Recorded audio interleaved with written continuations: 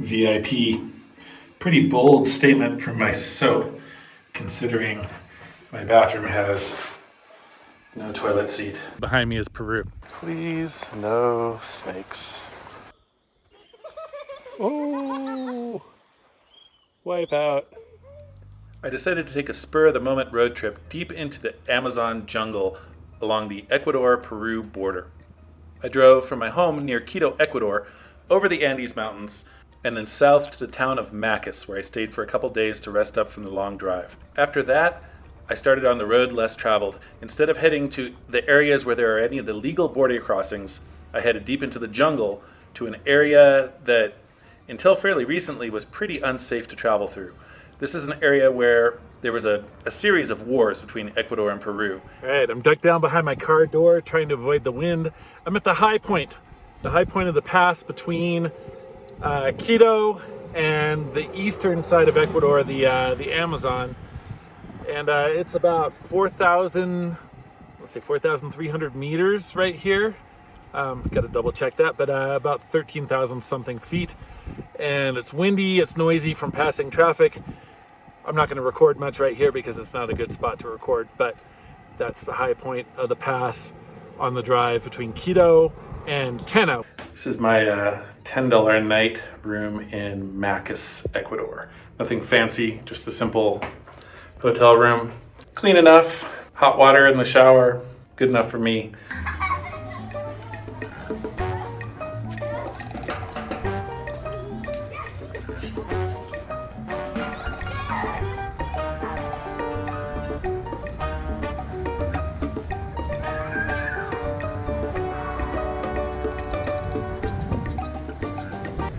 Been in Macas, Ecuador for a couple days. Nice city, nicer than I expected. It's a little higher elevation than I realized, and so it's not too hot, even though it's on the Amazon side of Ecuador, rather than way up in the mountains, like where I spent most of my time. It's a small town, but the center of town is pretty developed. It makes it feel like it's a bigger place than it is. And people were friendly. It was very cheap. Food was all right, not great, but I didn't really have enough time to check it out, enough to find the good spots. So I did find a really good coffee shop, the best latte, actual real coffee that I've had in Ecuador, versus the typical instant coffee that you get at most restaurants. Anyway, so I'm on my way out of Macas. Probably ought to put the phone down and get back to focusing on driving.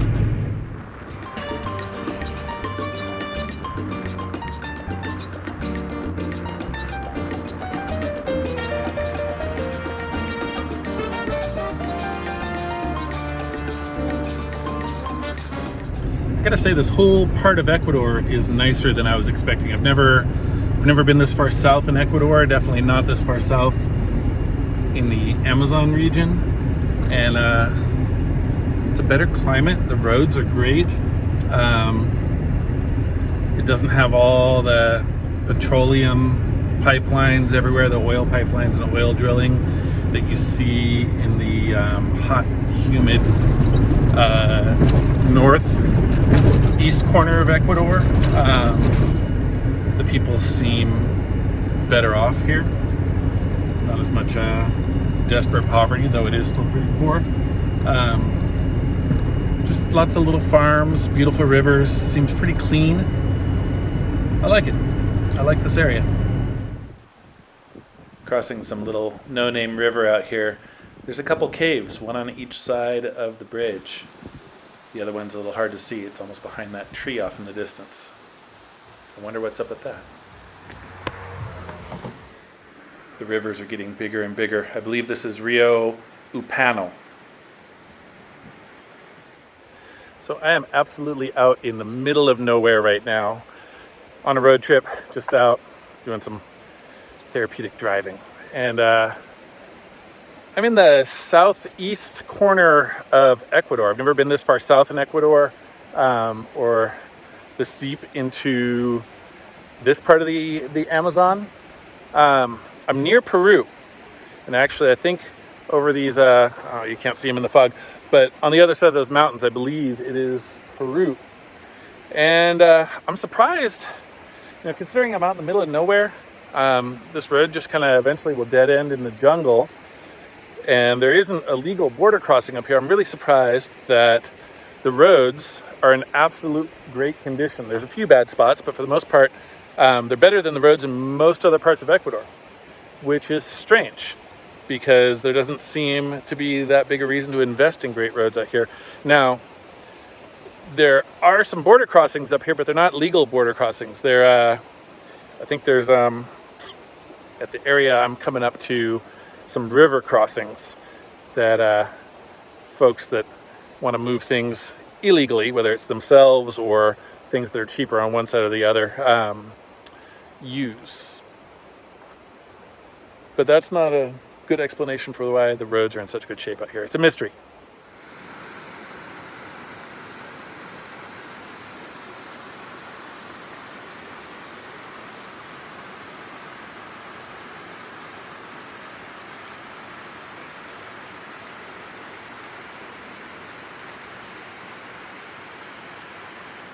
So in a climate, elevation and climate like this, if we were across the border in Peru, or if we were up in Colombia or Bolivia, or any of those places, this would be coca country. There would be all over these hills farms growing coca, and here and there there'd be hidden clandestine plantations or labs producing cocaine for the traffickers. But Ecuador is a little different. Ecuador, that culture has never taken hold, and you just don't see that here. I'm not entirely sure why. I think part of it is just culturally Ecuadorians are a little more anti-drug, and part of it is, I think, just the economics in Ecuador and how low the traffickers, the narcos, pay the farmers.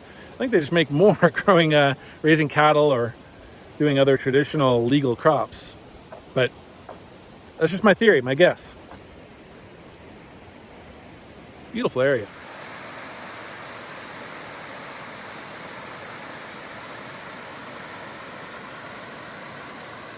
I guess I spoke too soon about the roads. They're definitely starting to get worse.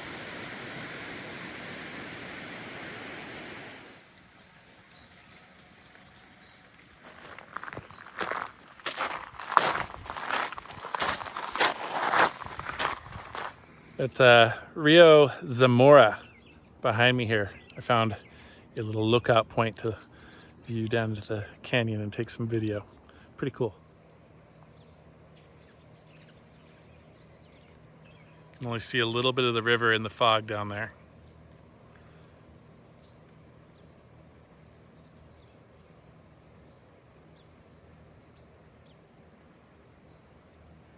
And I believe it's on the other side of those mountains, maybe on the other side of this big one in the background too. That is the border with Peru. Really, I'm right there.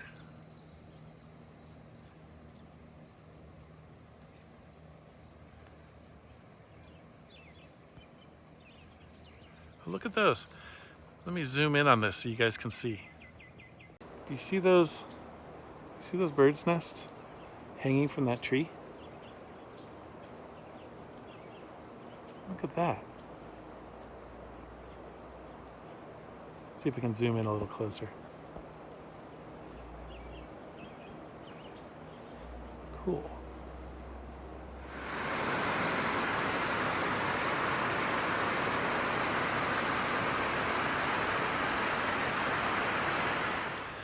Just behind me here is the old bridge. I thought I was gonna walk over there, but I don't have boots. I don't have like the right kind of boots for hiking through this brush in an area where there's definitely lots of snakes. So I'm gonna give up on this silly plan. Please, no snakes. Please, no snakes. Here comes a bus. I better run before I get hit. The buses in Ecuador are pretty infamous, especially lately in this part of Ecuador, in the southern end on the routes heading into the Amazon side.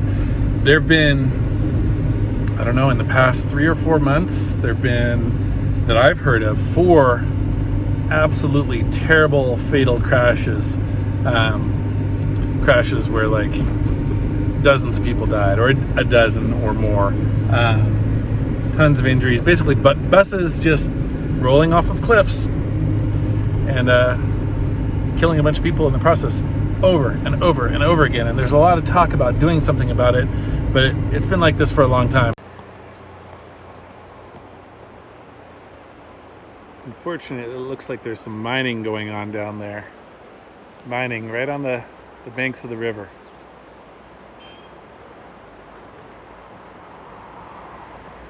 Maybe just sand and gravel mining, but still less than ideal. Beautiful river.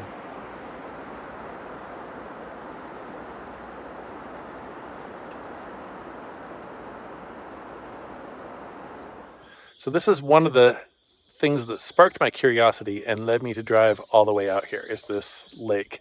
Laguna de Ayach. I think I'm pronouncing that right. My camera's not really doing it justice. It's just catching reflection off the water. But I think if I turn it around and use the front camera, you'll be able to see what I'm seeing here.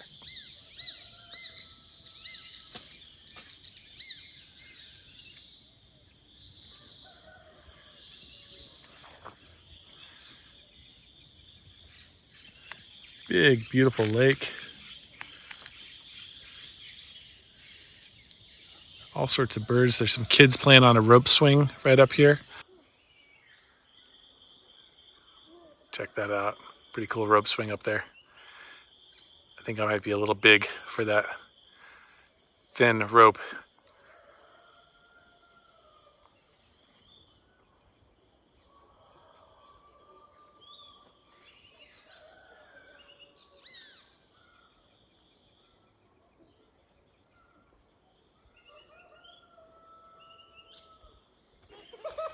Oh, wipe out.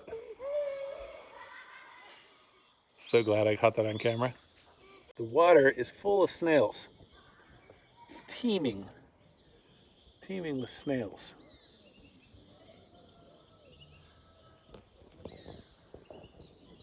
There's schools of little fish all over the place. You can't really see them because of the reflection on the water. But I imagine further out, there's bigger fish. I should have brought my fishing pole. I did not. Maybe next time. Let's see if we can walk around this lake. Let's see if there's a trail. I see houses on the other side, so there must be some way around there. I did not see a trail that wrapped around the lake, at least not one that I would want to take. It looked like there might have been one that ducked through people's yards and stuff, but I didn't feel comfortable with that. So I'm following the road that took me out here. I thought it would wrap around the lake. It did not. I'm not sure where it's going. I definitely just passed through some sort of gate that the chain was down. Probably on private property right now. Don't really know, but we're gonna see where it goes. Why not? River crossing. Do it. Yeah.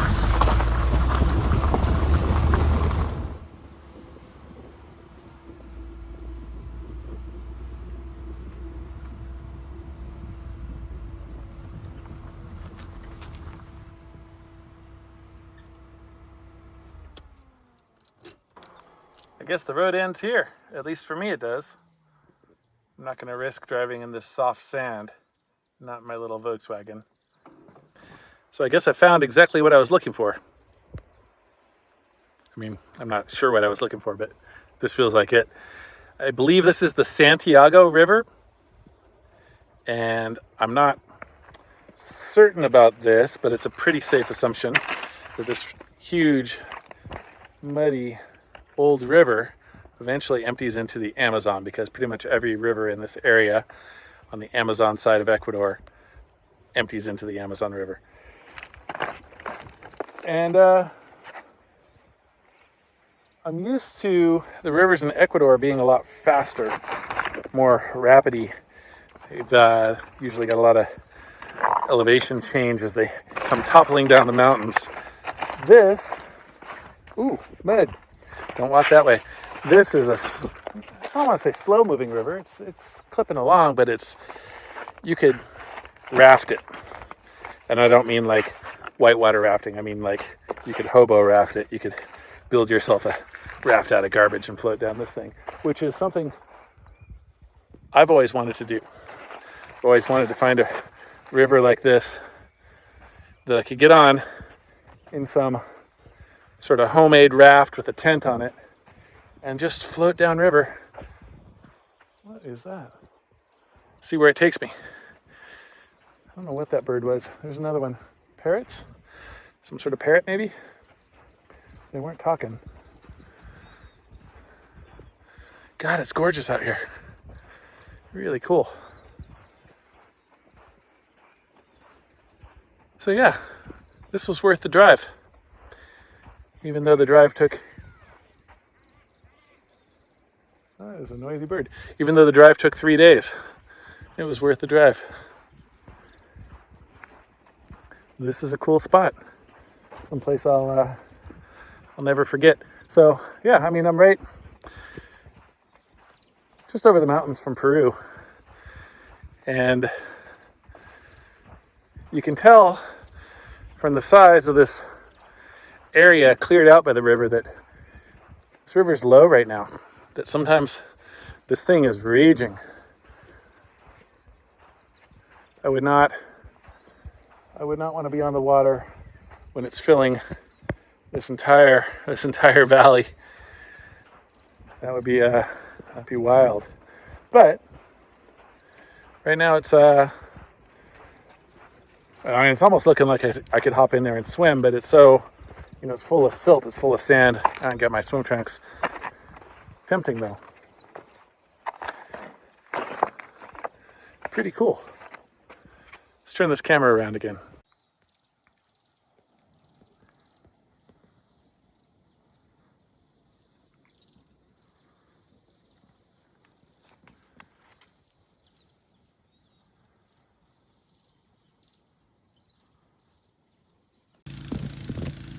I can hear some sort of motor running out there, and there's a group of guys. I'm not going to get too close because that is probably an illegal gold mining operation, dredging the river, and I don't want to piss them off. Well, I do want to piss them off, but I don't want to deal with the result of pissing them off. So I think I'll turn around before I get myself into trouble out here in the middle of nowhere. Illegal gold mining is a big problem in this part of the world, and the groups that do it are often tied in with various other criminal enterprises, so it can get pretty dangerous to expose them or challenge them. There's actually a town called Zamora, that's dealing with the effects of all sorts of illegal gold mining tunnels under the town. A few years ago, one of those tunnels caused the school to collapse. They were digging for gold underneath the school, like you do, and the government tried to crack down, but it hasn't put a stop to it. And just this year, a whole bunch of additional houses collapsed, and they found a network of illegal tunnels underneath the town. Basically, the lust for gold is so great that these people dug in places where inevitably it would cause the town to collapse, and that's exactly what happened. These guys don't care. Gold makes people crazy. The illegal gold mining and illegal logging really threaten to destroy some of the most beautiful places in the world. I'm walking around this little town deep in the Amazon. It's warm out. It's definitely mosquito hour. In most of Ecuador, in this sort of climate, I'd be getting eaten up right now. But not a single mosquito bite. I don't know why. It's weird. No mosquitoes here. Maybe the time of year. Maybe just the place. So after hours of driving on the road, this is the first actual town I've hit, and it kind of looks like this is the place where Everyone in their little farms out in the countryside comes to buy clothes and bicycles and farm equipment, and basically this is the supply center. The one town for miles and miles and miles. I'm staying in a funky little hostel over here. I wish I'd seen the other hotel and hostel first, because this place is not great for the price. It'll do. Kind of don't like that my car's not secure out here, but buenas noches.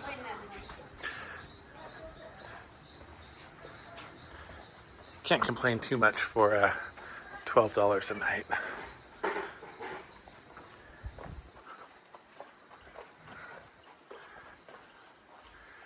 Really dark back here, and it smells like cockroach spray. So I'm absolutely gonna butcher the name of this town.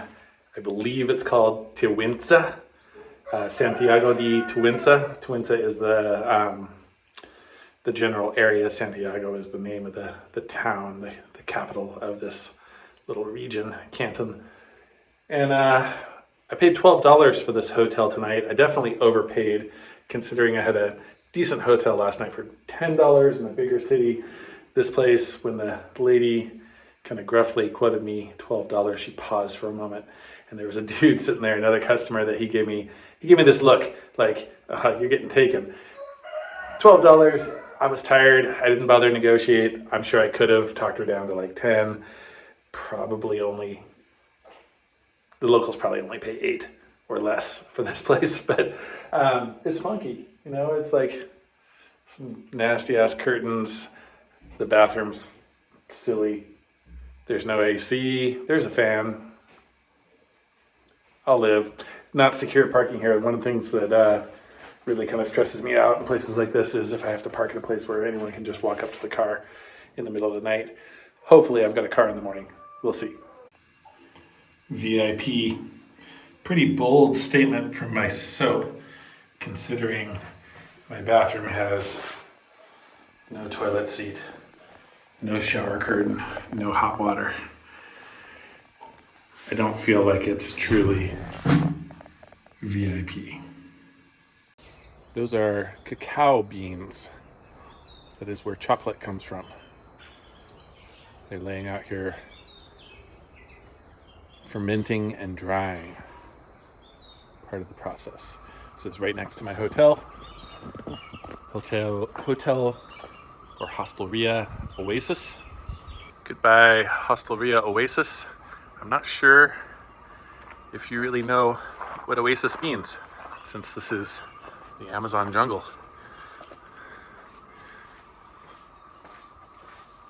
Perhaps it's an oasis of gravel and parking spaces within the lush environment of the Amazon jungle. La cueva de los tallos. Sí, sí. La cueva de los tallos son unas cuevas profundas que hay bajo la tierra. Sí. Súper bonitas para poderlas explorar, para poder conocer, ¿no? Sí. Se escuchan muchas cosas de la cueva de los tallos. Muy bonito. ¿Cómo se llama? Yo me llamo Javier Moreira. Ah, mucho gusto, mucho gusto. Jesse.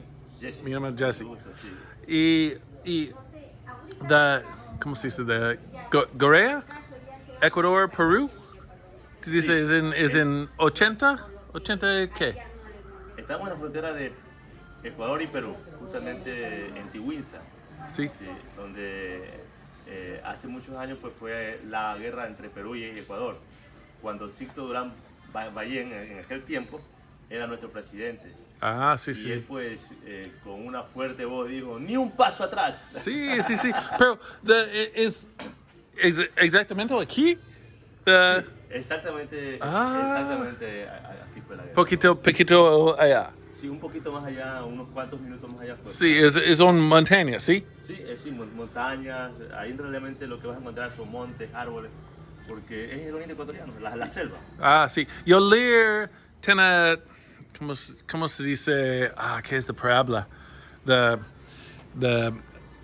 tierra. The bombas en la tierra, claro, minas. En inglés, mines. Mines. Sí. Claro. Sí. Bueno, acá había muchas bombas puestas, minas, que le llaman minas puestas. Mina, bueno, entonces Aplastaban. entonces ahora no es buena idea caminar en lugares que no tiene camino.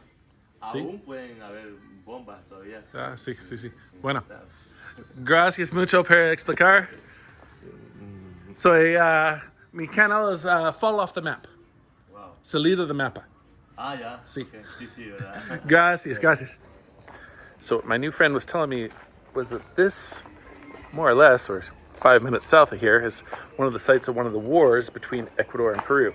There have been 2 full-out wars, and one was described by Wikipedia as a clash between Ecuador and Peru. One of the wars was in the 40s, another in the early 90s, and the clash was in the 80s. And what he described, I think, was the clash in the 80s, a very small conflict between the 2 countries. Basically, they can't quite agree on where the border is. And in this area, they've been fighting, which might be the reason for, over here, that military outpost I was pointing out. Probably part of it, the military outpost, is also probably because Ecuador's got cheap gasoline compared to Peru, and there's a lot of smuggling that goes on in this area. So people buy gasoline in Ecuador, drive to Peru where gasoline sales are more controlled, and use it for refining coca into cocaine. I'm on the hunt for breakfast. It's time to get some food, hopefully some coffee. Speaking of militar. Sí. ¿Qué? ¿Qué? What's your name? What? ¿Cómo se llama? Jesse.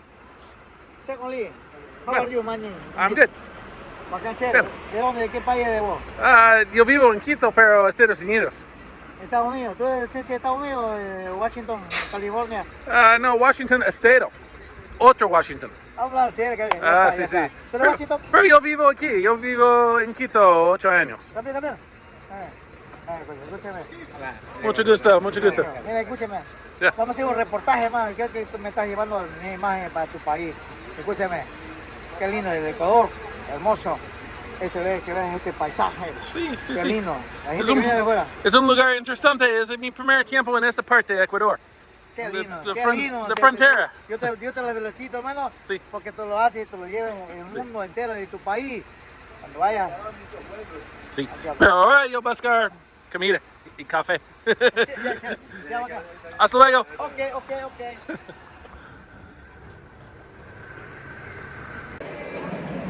So this is Tawinza at 7:30 in the morning. I'm wearing a mask even though most of the people aren't. Some are, maybe 20% of the people have masks on. I'm wearing a mask just because as a foreigner here, people tend to be, I don't know, they assume that COVID's coming from the gringos, and it makes people more comfortable if I've got a mask on. It feels weird to be wearing a mask walking around out in a frontier town in the Amazon, but you gotta do what you gotta do. Nice little Central Park. Weird plastic tarp Christmas tree.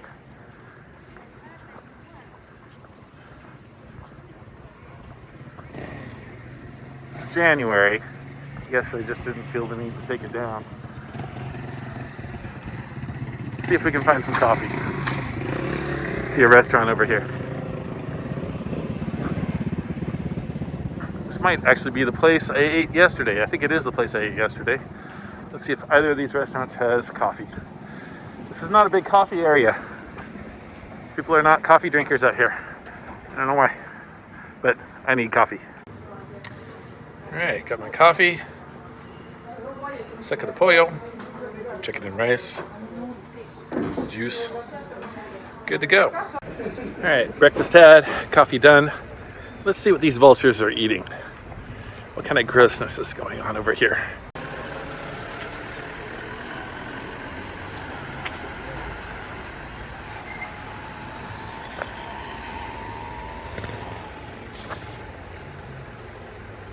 I'm not sure what that is, but it appears like it's probably another vulture. They're eating. No, there's a cattail in there. There's definitely a cattail. Sick.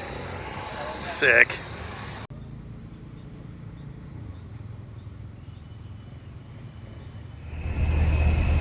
All right. So long to Windsor, or however you say this place. Time to head further down the road.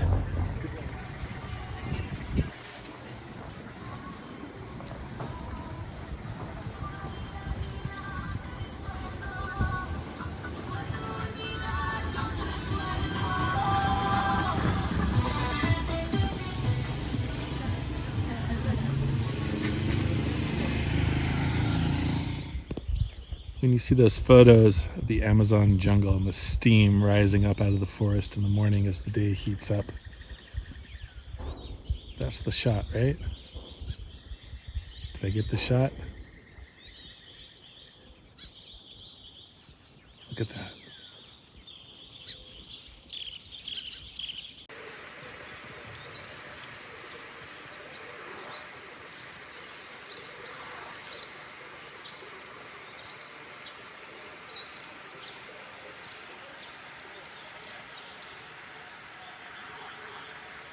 So I believe this place is called Porta Yapu, if I'm not mistaken.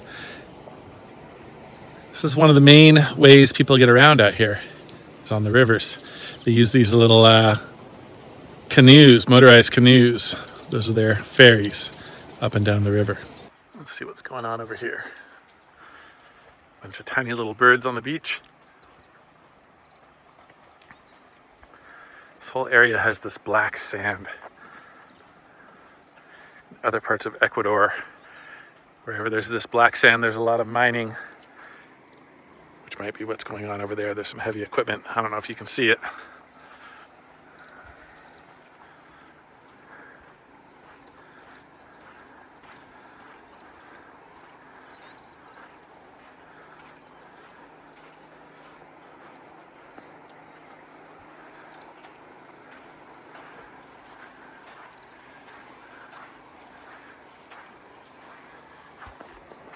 Sand is really soft. It's still okay to walk on. Pretty cool. Cool spot.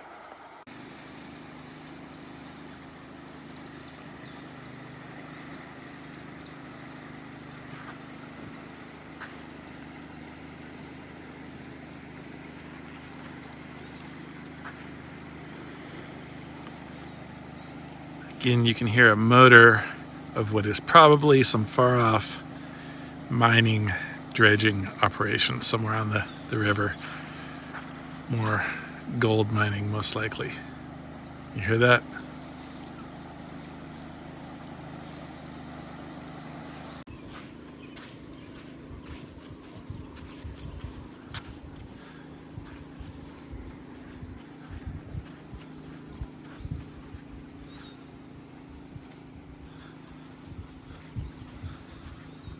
There's someone in the little shed right here. I assume that's where you buy your tickets for the boat when it's running. But they're not coming out. I hear a guy and a girl engaged in quiet conversation inside there.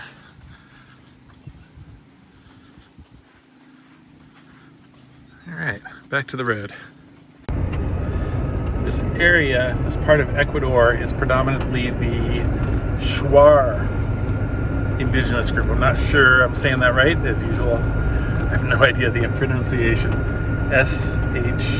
Shuar, something like that. But it is the people that traditionally live in this area, and most of these little towns are Shuar communities.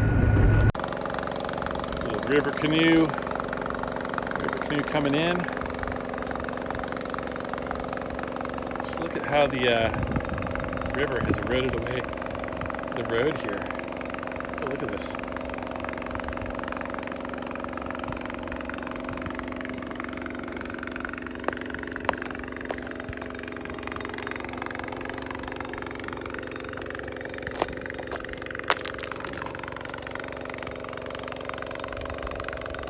All right, this looks like it's about as close to Peru as I'm going to get. Basically behind me is Peru. This is the point where the road gets the closest. After this, the road veers off further back into Ecuador. And one guy I talked to said there was an actual legal crossing up here, a bridge, but I think he's mistaken. I think that is actually way up the other way on this, actually not even this road. I don't think there are any legal border crossings in this part of the country.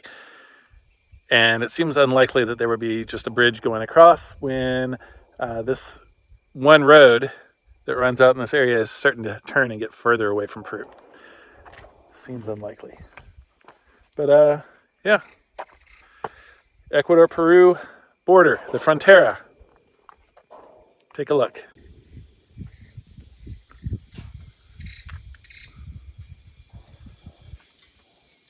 That's Peru.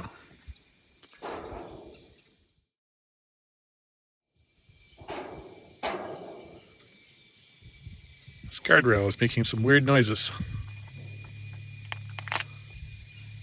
So yeah, I'm gonna turn around. I got a real long drive back to civilization, and I don't want to get caught out here at night. I really don't want to have to stay in that little town of Tawinza again. It was all right, but hard to get good coffee or reasonable food there. Here we go back to civilization, back to the mountains.